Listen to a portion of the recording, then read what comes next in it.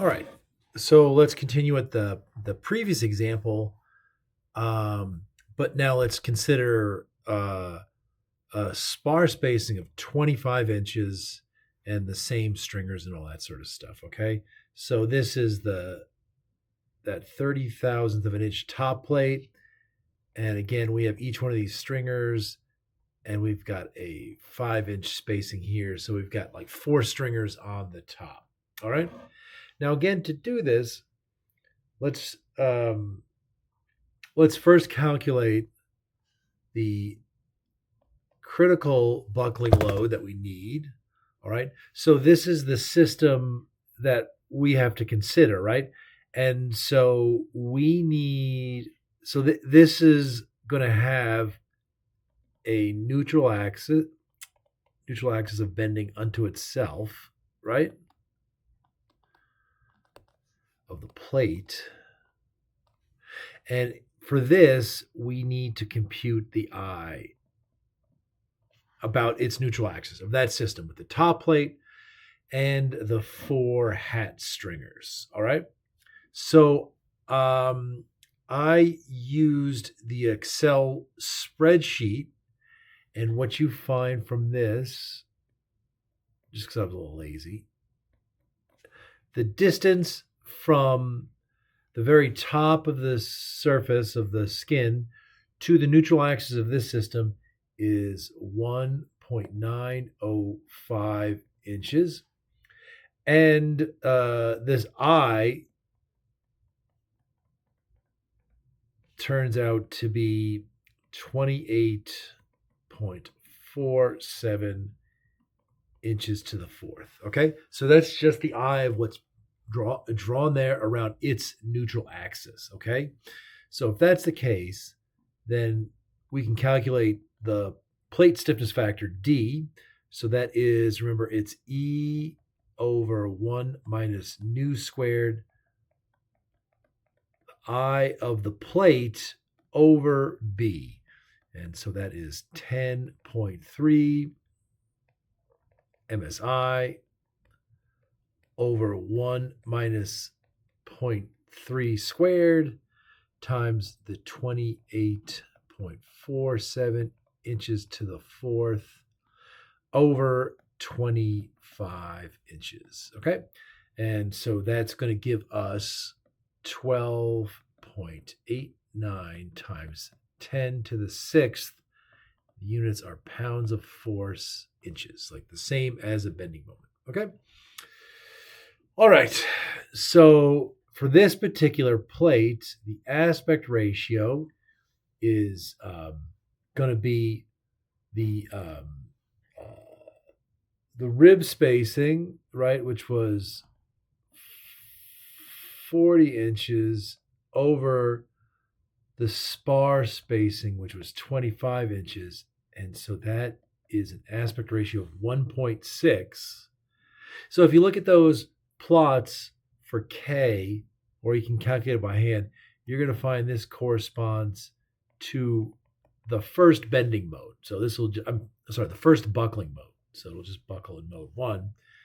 And K is going to equal the aspect ratio plus 1 over the aspect ratio squared. Normally it would be M in there, but M is 1. So that is 4.95. So this is one of those cases where actually it's not very close to 4, but it's still not too far, okay? And now the rest of this is pretty plug and chug. So this system is going to buckle if we see the follow axial loads. So pi squared, K is 4.95, D is the 12.89 times 10 to the sixth pound inches, and all this over B squared. So that is 25 inches quantity squared.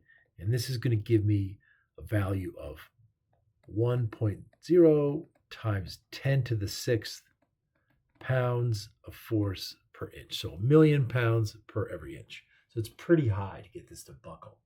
It's going to be pretty resilient to buckling. Okay. All right. Well, what is the actual load that we see in this situation, okay? So remember, to calculate this, we are going to get the change in the bending moment over the rib spacing. So that's the same as we had before. Now we're going to have Q for the plate, that plate system, over I. And again, that's I for the entire cross section. So in this particular case, right, like we still have the same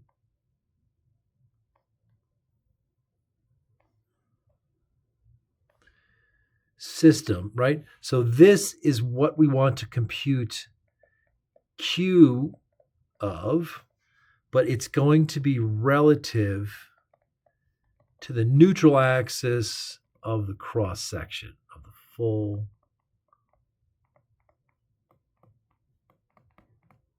So this distance here is 7.5 inches, and the distance from the neutral axis to the stringer centroids is 6.5 inches.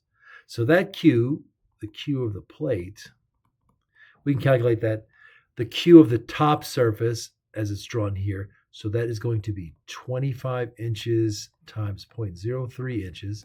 That's the area of the top plate times its distance from the neutral axis. That's 7.5 inches. So this turns out to be 5.623 inches cubed. And then the Q of the stringers. So there's 4 stringers. Each stringer has an area of 0.4728 inches squared, which we got off of the hyperbeam study. And its offset distance is 6.5 inches. And this gives us a value here of 12.3 inches cubed, or the total Q is 17.92 inches cubed. All right, so that's the Q of this entire system relative to its neutral axis, the neutral axis of the entire cross section. Okay, so right. So again, now N is going to be delta M. Remember, it was 800,000 pound inches. The Q for the plate is the 17.92 inches cubed. And this is I. Now, this is I for the entire cross section, top, bottom plate, sides, and all the stringers. 767 inches to the fourth times 25 inches.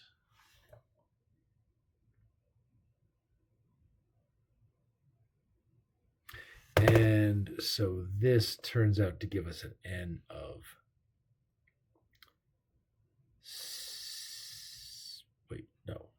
that's wrong. What do I get? N turns out to be 884. 849 pounds per inch. So again, much less than the critical buckling load. Okay, so that seems to also be valid.